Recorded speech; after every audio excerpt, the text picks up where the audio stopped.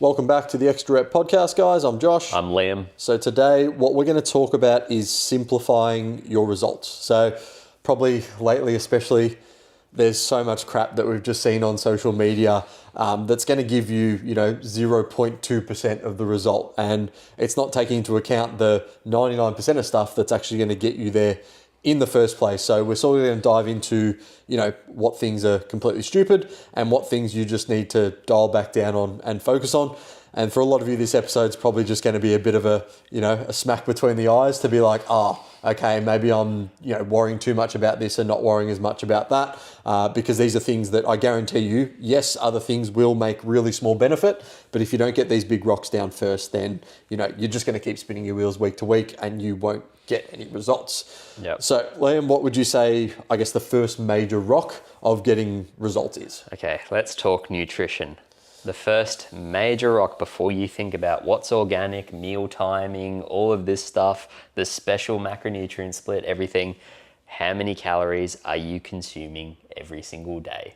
I want to hammer this home because the amount of consults I have with people who say, oh yeah, I'm eating really healthy. I have this for breakfast. I have this for lunch. I have this for dinner. Maybe have this for an afternoon snack. And I'm like, yeah. And I was like, how many calories are you consuming a day? Oh, I don't know.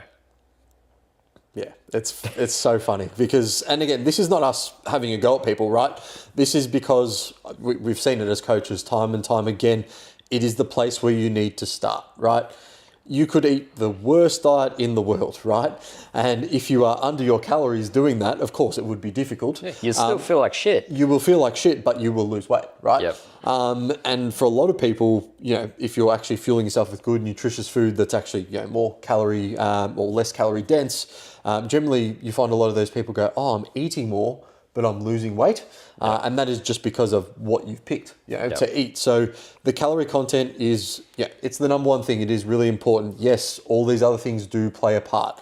But if we're going to say two main things, calories are king, protein is queen, is what I'd probably say. Yep. So if you just, as someone who just wants to get a bit fitter, wants to lose a bit of fat, if you hit your calories and you aim to hit a protein target, that is going to get you so fucking far. Exactly. And doing it consistently, especially over the weekend, because that is when everyone tends to go the opposite way, or they might think they're eating something healthy, like an acai bowl, and then they're like, I've had 1,000 calories for breakfast, and their intake might be 1,800 throughout the day. Like just paying attention to what you're putting into your body and the actual caloric value and the nutritional value, well, mainly just the caloric value first and foremost, because we're trying to keep this as simple as possible. It just goes so far. Yes, it is shocking to see some things, right?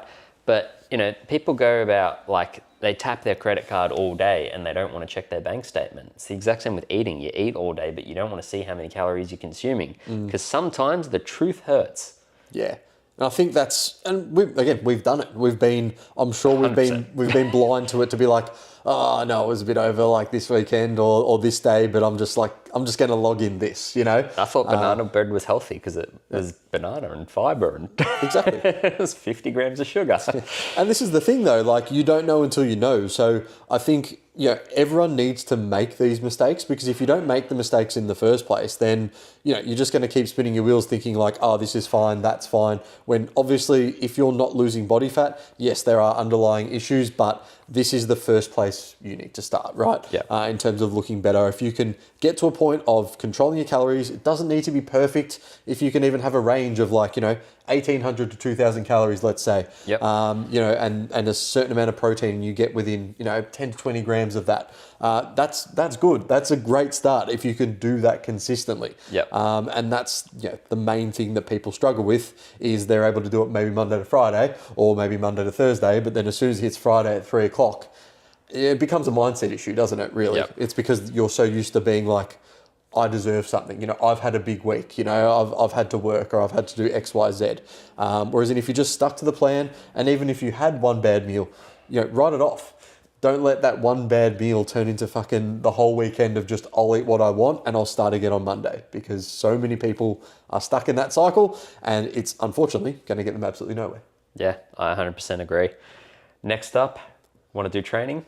Yeah, let's Yep. talk about training. I mean, look, there's much more we can talk about on nutrition, but we're trying to keep this as simple as possible because this is the thing. As coaches, we've been in the industry for what, 11, 10 years? And it's like we do know a lot, but that means a lot of that knowledge, people can get very confused when you preach a lot of things. It's like we're trying to just simplify and just make it as simple as possible, really. So with training, yes, you can do, my favorite full body split, high frequency. Yes, you can do a bro split. Yes, you can do high reps. Yes, you can do low reps. But what matters most? Are you getting stronger every time you go into the gym, or at least every week? Yeah. And I think, so many people, I still see it to this day. I was in the gym this morning. There would have been 20 people in there. I could see one person there tracking their weights. The rest of them just going machine to machine, doing whatever, doing the same stuff that I've seen them do for 12 months or beyond. And surprise, surprise, these people also do not change. They do not look any different whatsoever, despite me knowing. I can tell by the way they train and they're consistently coming into the gym. So it's like, I know they're trying to change their body, right? And obviously, I'll try and help them out where I can. You know the people to pick when you're like trying to help with form or things like that. But even if you're creating your own fucking workout, just track it. Just fucking put it in your notes app. That is the absolute bare minimum that you need to start getting results, because I bet you every single bloke who comes in and benches on a Monday, they know what they bench, right? But then they'll know absolutely nothing else for the weight of any other machine or program or anything else they do. So obviously consistency is one thing, but if you are not getting stronger, whether that is a tiny bit more weight in the bar or another rep across whatever set and rep scheme you're doing, then unfortunately you're not giving your body the signal that it needs to change and adapt and grow, and that's not going to change your body composition. Obviously, you combine this with the nutritional approach, but if you're getting these two things right, if you're getting your calories in, you're hitting a good amount in terms of a deficit, you're hitting a protein intake, and you are getting stronger in the gym, I'm going to say that gets you 80% of the way there. Exactly, and these are the two things that matter the most in terms of how your body's going to look. How many calories you consume, how many grams of protein you eat, and your training program, if you're getting stronger or not. That will literally, for majority of people, 95% of the population will dictate your results. And it's that simple. Like, everyone freaks out about everything else. Is it this specific exercise, this one to my mechanics? Does it have to be unilateral or not unilateral? How many times should I train? How many meals should I eat per day? Like, even going back to the calorie one, it's like, just simplify it for yourself and then get extremely consistent, because as you mentioned with that person who goes into the gym or the multiple people are trying to change. They think they're doing everything right with their efforts, with I made this healthy substitute of a swap, could have been more calories. I changed this exercise. You were actually adapting to that previous exercise. You should probably progressively overload multiple weeks on that one. It's like people are trying to change and they're actually putting in a lot of effort to change. They're just not going in the right direction. Yeah, the effort just needs to go back to, like you said, nailing those basics. And I'll have different clients over different stages of their journey. I've got a new client. I won't say her name, but she's basically was terrified to go into the gym, right? So what we've started with her is literally just a little circuit in the corner of the gym where no one's watching, and then she's just logging her food in a journal, right? There's no calories, there's no macros, and all I'm doing is pushing her towards, okay, could we swap this for this? How are you feeling in there? Awesome work. Then we'll start focusing on, okay, let's focus on really getting stronger here. Let's focus on, getting a second day in the gym. And everyone's at a different stage, of what they're trying to do. You might have someone intermediate where, okay, they've been on this program for 8 months. Yeah, they need to change it. They're not going anywhere, right? But when we bring it back, we need to find where you're at now and basically what's the simplest way to then get you there. And I think steps or activity levels becomes another massive, massive thing, especially because we're probably all more sedentary than ever before with our job. So steps is massive, guys. A lot of you are probably clearing, barely 2,000 steps a day. And this isn't me saying you need to go and get 20,000 steps a day. You don't, right? But you need to find a level above where you probably are now if you're not happy with your body. Set another 1,000 steps a day, a 10-minute walk, something. I'd say just even if you would condense it all into one period, it's like 1 half-an-hour walk will pretty much undo everything. Just in a day. Just half an hour. Just that will undo everything. I think the minimum, the minimum I like my clients to hit, depending on what they're doing, if they're I'm going here, I'm going there, I'm sitting on the train, I can't basically do anything unless it's 6 a.m. or 6 p.m. Yep. and I have to train as well, I'll tell them, if you can, add some extra treadmill in between or just walk around between sets. Yeah. It's so easy to get another 2,000 steps in the gym by just walking around between sets. Make sure you have your towel down so someone doesn't steal your equipment. Yep. But if you're just walking up and down to the water fountain or something like that, that can be really, really easy. But 6,000 is, I think, a real good zone, just minimum, obviously from a health perspective. And then depending on the person, they're going to bring that up. We've got a step challenge going at the moment, and I think some people are hitting 15 to 20, which is which is great, pretty mental. I can't even hit 15 to 20 with just work and the way I'm doing things. So you've got to, and that'll affect nutrition. Yep. If someone could do more steps, then they can probably diet on higher calories because again, the output is higher throughout the day. So you need to find, if you're an office worker, you might need to suck up the fact that I'm probably going to have to diet on less calories because I am less active. Exactly. Sleep? Sleep. Okay. Sleep's a real big one because I've seen so many issues with so many people, right? But to simplify it in one step for people, because, it's very popular now. Everyone's listened to an Andrew Huberman clip or whatever, and that's not a knock on him, but everyone's like, I need to get my 10 minutes of sunlight. I need to have no alcohol. I need to not touch my phone for 3 hours and just all this stuff before and around bed.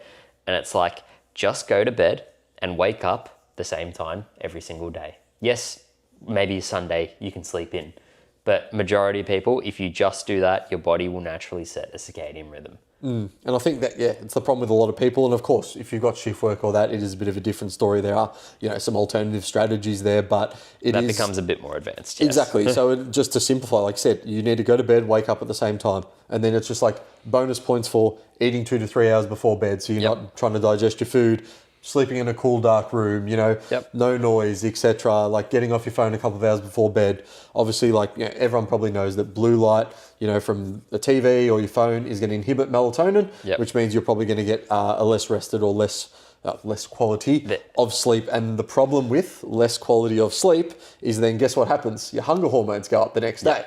So your satiety hormones go down, your hunger hormones go up, and that's why you get to a point where if you're dieting but your sleep's getting really shit, that's the problem that's happening because it's becoming harder and harder because you're not looking after your sleep, and that indirectly will affect fat loss because you'll eventually binge, consume too many calories, and stay the exact same spot you are. There was actually a recent study in PubMed posted that if you sleep with a night lamp on, your insulin sensitivity decreases the next day. I did see that, yeah. Yeah, like insane. So pretty much you're becoming less tolerant to carbs and sugar and becoming a bit more diabetic just by having a light on in the same room that you sleep in.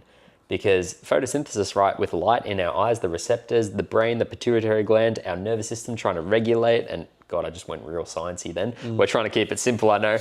But make sure you just sleep in a dark room and get that deep and restful sleep. Yeah. It really is as simple I needed to just say it as simple as that. But yes, we do know what we're talking about and there's some science. Yeah, it's funny because, again, things are going to happen, right? You need to enjoy your life. I get it. I'm not expecting you to be in bed at 8 p.m. every Saturday night. That's why right? I said 6 days, not every single day. Yeah. But again, even with that, it's like if you're doing that every single weekend, then it is going to throw your circadian rhythm out. If you're doing it every 3 or 4 weeks, you're fine. You'll get away with it. Yep. But it's just the more often you're going to fuck up that sleep cycle, the worse you're probably going to feel. And especially if you're looking to do something like diet, you're going to be hungrier, you're going to be more irritable, you're going to probably burn less body fat. I've mentioned this study before, but people sleeping 8 hours to 5 hours, they lost the same amount of weight on the scale, but their body composition was wildly different, and the 5 hour people actually lost muscle. And that was doing protein, calories, training, all exactly the same. So it is something that is really important, guys. You spend a third of your life sleeping. Start acting like it, start acting like, you should be taking it really seriously. Prioritize it and you'll live a long and healthy life. I reckon the next one to go into is actually how to know if you should eliminate certain foods from your diet or not. Specifically because I deal with a lot of clients with autoimmune conditions and gut health and stuff. And so many people have like a digestive or a gut health issue and they don't even know about it, right? But it's so simple, right? Because a lot of people, they usually eat around the same 10 meals throughout the week, right? Yep. Just pay attention 5 to 10 minutes and see how you feel after. Your mood, are you a little bit gassy? Are you a little bit bloated? Do you feel fine? All these are the signs of just paying attention to how after you eat. And look, If it's like a multi-layered thing, like let's say if you ate bread, eggs, and maybe a bit of whatever sauce in the morning, right? Let's say that made you gassy. Try and have just eggs in the sauce. Okay, still gassy. All right, it wasn't the bread was an issue. Remove the sauce. No, still not an issue. Okay, got to remove the eggs. Yeah. And then it's like, okay, I'm a bit intolerant to that. But the gut microbiome is amazing, right? It regulates pretty much every 7 days, some up to like 28 days. So if you're intolerant to a food, say like it could be banana or it could be egg whites, you remove that for 4 weeks and add it back in majority of the time. And I say majority because it depends if you've got an underlying pathogen issue or anything like that. I would say 90% of the time for most people, they can tolerate it again. Like milk's a really big one, right? Everyone loves to demonize milk. But if you slowly add in certain, like say lactase enzymes or actually just small amounts of milk, because you don't actually have the enzymes to break it down, your body will start naturally producing them. Yeah, it's really interesting. Like, and again, yeah, really simplified there. That was. Well, but like let's simplify it to the simplifying thing is just pay attention to how you feel after you eat something. Yeah. There you go. And the only thing I'd add to that is chew your fucking food as well. So many people are inhaling their food and they're like, I'm getting digestive issues. If you chewed your food, took your time, 20 to 30 chews before you swallowed, see how you felt 5-10 minutes after. And I'm going to add one more in, which is the last thing we're going to talk about, hydration. That is going to get you so far. So hydration wise, obviously we know water, electrolytes, etc. Obviously we need to know, right, we need to have electrolytes, right? But for most people, just to start with, they're not drinking enough fucking water, right? 2 to 3 liters a day. I'm not going to harp on about that. You need it to live, right? Simple. Simplify that and you're probably going to have enough sodium. Ideally, if you can get some electrolytes while you train potentially, or some more rich leafy greens in your foods, avocado, etc., potassium, magnesium, that sort of stuff will help as well. Lean red meat, obviously very good as well. But yeah, these are all little things you can just start trying to make little swaps and little implements and bonus points for if you feel like something in your gut is like feels off. Can you swap that with something that you know is more nutritious, Or were you just dehydrated and you don't actually have the gut motility because you're not drinking enough water? Exactly. So even a glass of water 15 minutes before, glass of water 15 minutes after your meal, see how you feel. Because I feel for a lot of people when they say they're hungry as well, they're probably dehydrated. Yep. And then that goes through nutrition. It goes into the gym. Dehydrated, you're going to crave more salty foods, right? You're dehydrated, you're not going to be able to push as hard in the gym. Risk of injury goes higher. Exactly right. And it comes back to the last podcast in terms of risk and injury. So I think, guys, if we're going to really summarize this into our sort of key points, nutrition, know how many calories you're consuming and hit a protein goal. If you just worry about those 2 things, starting there, of course, there's more to it. Start there and then start improving your nutrition from there. From there, we've got training. I don't care what fucking program you have. I don't care how many times you're going. I don't care what exercises you're doing. Track them and get stronger, whether that's another rep, another set, a little bit more weight every single week. From there, where do we go to? Sleep. Sleep, 8 hours. Again, cool, dark room. Make sure it's quiet. Get your 8 hours and trying to sleep and wake at roughly the same time. Then food log. How do you actually feel after you eat something? Just pay attention to it. It's not hard. Just a little bit of mindfulness. Because when people eat right, what are they doing? They're watching YouTube or they're on their phone or anything, so they don't even think about how they feel. But they notice maybe they're a bit gassy or bloated or whatever. It's like, just pay attention. And water. Hydration. I'll give you one for water, just my tip. The second you wake up, you're dehydrated. Just drink 300 mils, 500 mils first thing on an empty stomach. And that'll actually get things going for the rest of the day. And actually you'll crave more water throughout the day. That's my tip for that one because I didn't give one. I think that's really good. So guys, we've simplified it. 5 key things you just need to focus on if you want to simplify your results. I can guarantee you that will start getting you where you want to go. Obviously, like we know, that is just a start. If you want to improve on that and you don't know where to go, you don't know what to do, you're like, okay, where do I go from here? I'm doing this, and now things might have slowed down or these things aren't working anymore. That's when, again, you guys can get in contact with us, me at Action Fitness Nutrition or Liam at Coach Liam C. Murphy. And again, we can have a quick discussion, see, number one, if we can help you at all. But again, you guys probably just have simple questions that we can probably just answer for free. So if you aren't following our Instagram, strongly recommend it. We're just free sources of information that you can use all the time. I'll jump in on that one. I had a mate who messaged me. He's like, hey man, it's like, do you have a preferred pre-workout? I literally just replied and said, black coffee. Yeah. And he sent me a photo later of him having one. And it's like, it's that simple, right? Yeah. And it's, Again, our job is to simplify things as much as we can. And if there's something deeper, then it's like, okay, we might need to look into this X, Y, Z if you've got different goals. But that is exactly how to simplify your results, guys. Make sure, if not, you are subscribed to the podcast. We've got plenty more coming. I think we're on episode 32 34? now. Or maybe 30, who knows? I think it's 32. Or this one's 33. Well, we record a few of them at a time, so yeah. I think this one's 33, but anyway, we'll be on the road to 50, 100, and we'll keep doing them. So I hope you guys have had fun. Again, if you can please share this podcast as well. It actually really helps us. We're starting to get a lot more downloads lately, so a lot of you getting on it. So please share it with family, friends, Instagram, Facebook, tag us at the Extra Rep Podcast. But until next time, guys, we'll see you in the next episode. See you guys.